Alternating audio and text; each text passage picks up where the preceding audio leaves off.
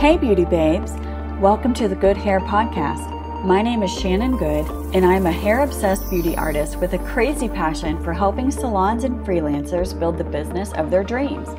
I went from struggling in the salon to living the life I had always dreamed of as a beauty artist, calling my own shots. Now I'm traveling more than ever and doing exactly what I want to do. This is your time. Now is the time to take control of your path. Climb out from under the social gravity of the cookie cutter life and do what you have always wanted to do. I truly believe that investing in yourself is where great success embraces you. Let's do this together.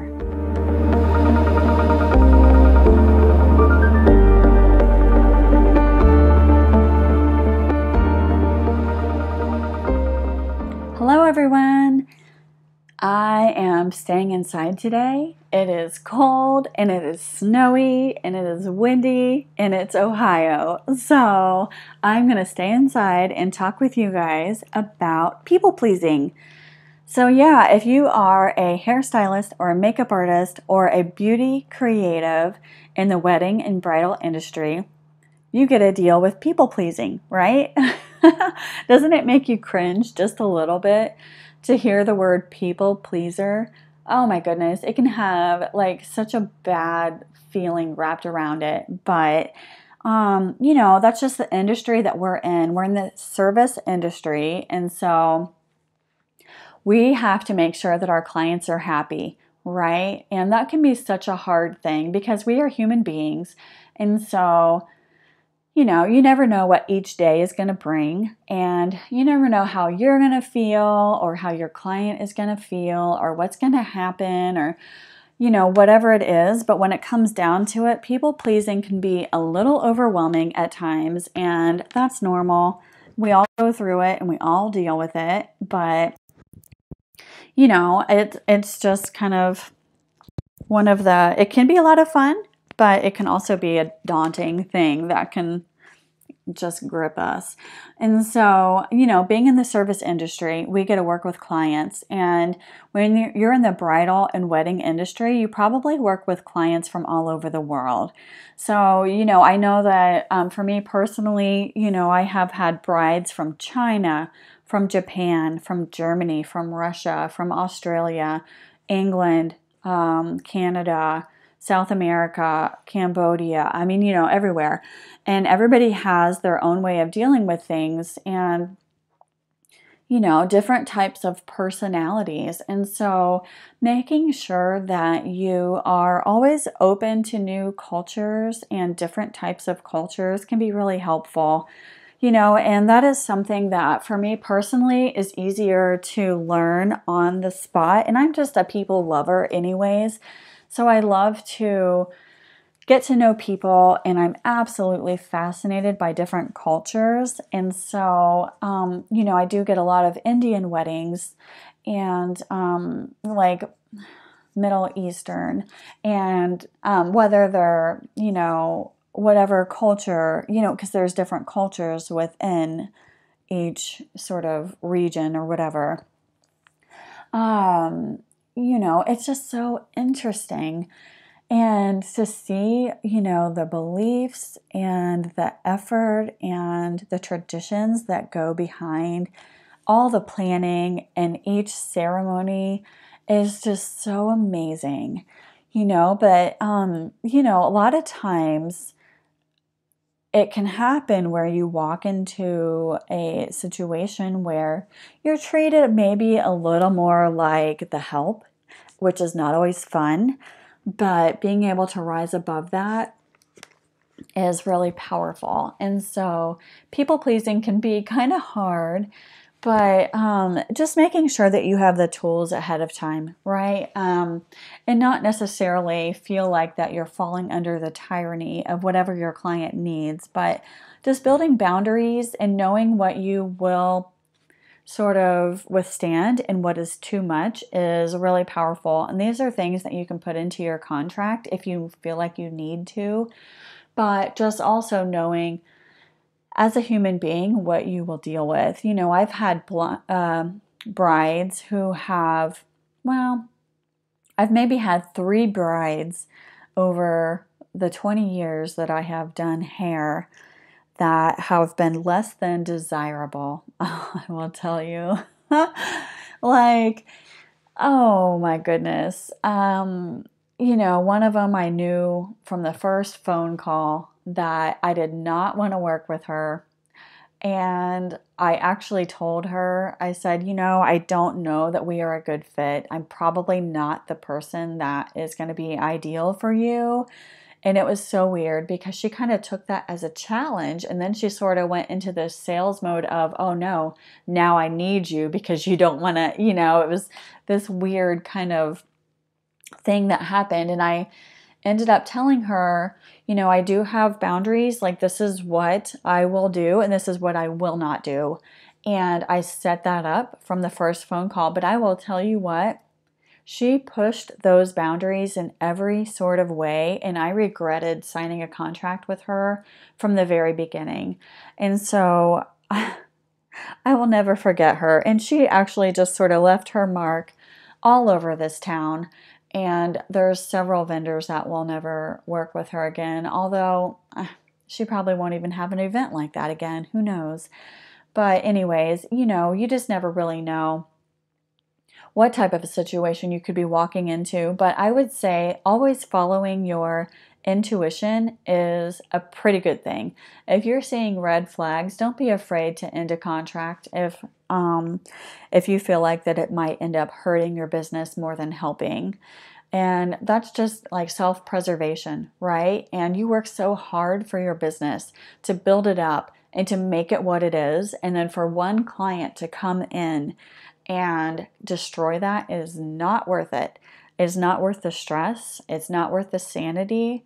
Oh my goodness. Like, this girl in particular gave me migraines. She made me cry. She would call me yelling on the phone.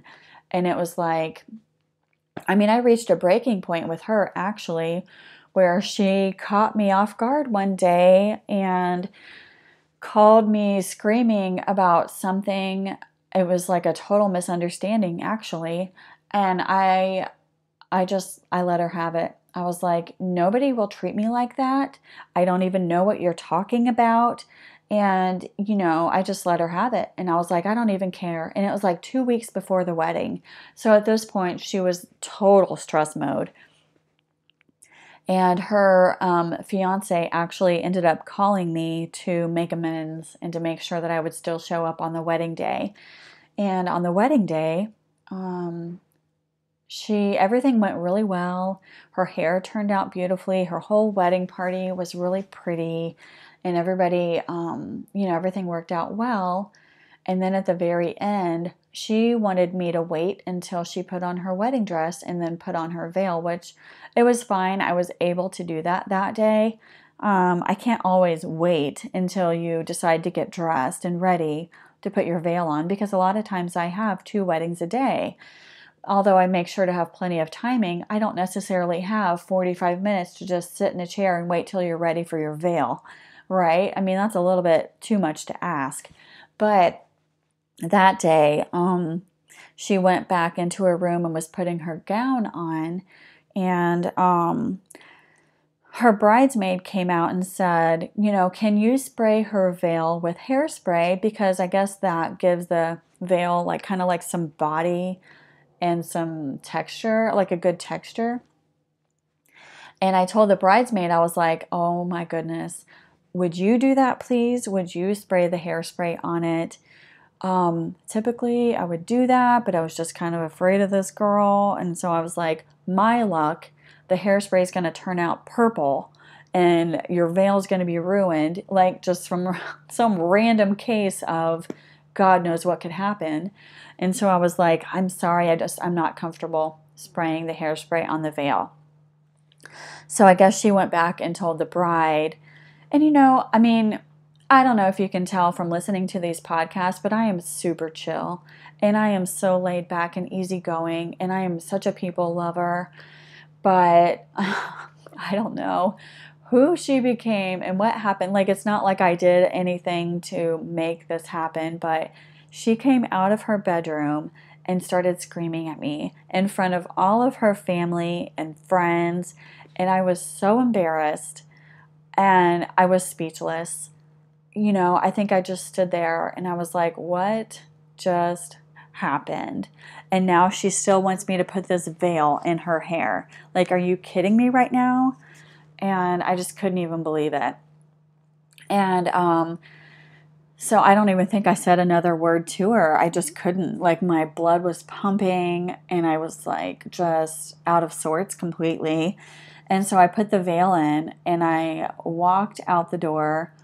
But right before I walked out the door, she said, "Thank you for making us all look so beautiful." Like, she had never even screamed or yelled at me or anything. And I was just like, what just happened? That crazy girl just screamed at me in front of her family and friends. And then she was super sweet to me the next minute. It was like, I don't get it. I would never treat somebody like that. But the funny thing was I had to go back the next day because it was a 2-day ceremony. And I showed up the second day, and she said she was sitting on the couch with her fiance, and they were just enjoying life. And she was like, "Oh, just have a seat. We'll be ready in just a little bit." You know, and I was like, no, I don't think so. I think I'm ready to start your hair. Like, right now. I don't necessarily want to sit down and ponder life right now. Like, what is going on? This girl is all over the place. So, I mean, you know, every year seems to bring something that you'd never, for me, that I would never expect. And so that was just one situation, and that was several years ago. And this last year, I absolutely had a bride who caught me off guard completely. And she was so rude to her family and her friends on the wedding day. It was just like so embarrassing. And I just remember halfway through doing hair for everybody, I kept thinking to myself, I need to leave. Like, I cannot even deal with this right now. I cannot deal with listening to this girl treat people like this. Oh my God. And so I just had to keep talking myself off the ledge, like the mental talk that we go through when we're like doing wedding hair or makeup or whatever. It's hysterical. I almost wish I could record my mind going through these things. But I mean, she was upset because the photographer couldn't be there 30 minutes early.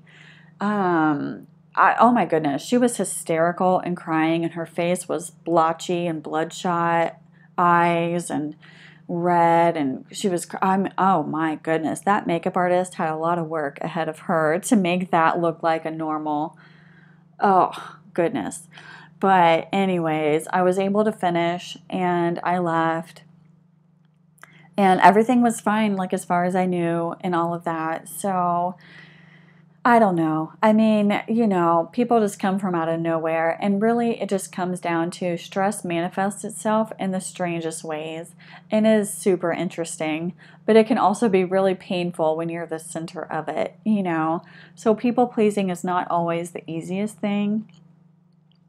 But pretty much we're forced to be people pleasers when you're in the service industry. But I think having boundaries with what you will deal with is everything. And don't be afraid to value yourself and make the boundaries known when needed. And so I've definitely become a stronger person because of these situations. They're character builders. Being able to step outside of a situation when you see it happening and looking at it like a character builder is a big deal. Being able to do that can help you quite a bit. And sometimes you have to do things you don't want to do in order to keep your reputation. You know, like you don't want a bad review.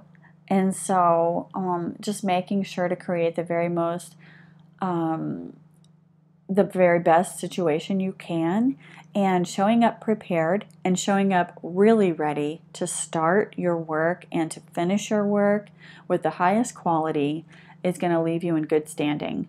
And so whether you have a bridezilla, which I honestly never even believed that was a thing until I had one, but or whether you just have someone who has a strong personality, just making sure that you're able to deal with that with poise and keeping yourself pulled together and not getting emotional about things and not taking things personal, but just staying professional is a really great way of dealing with that. So hopefully this is helpful for you, and good luck being a people pleaser.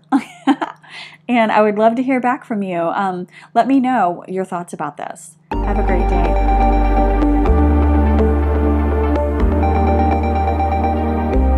Thank you for listening to the Good Hair Podcast. If you love the show and want to stay connected, go ahead and hit subscribe to be notified when new episodes drop. Also, if you're loving the show, we greatly appreciate reviews. Please take a second to leave a review. Leaving a review helps support the show. It lets us know we're doing what you love and gets the message out to other listeners. If you want to get your bridal business kickstarted, visit our website at goodhair.com.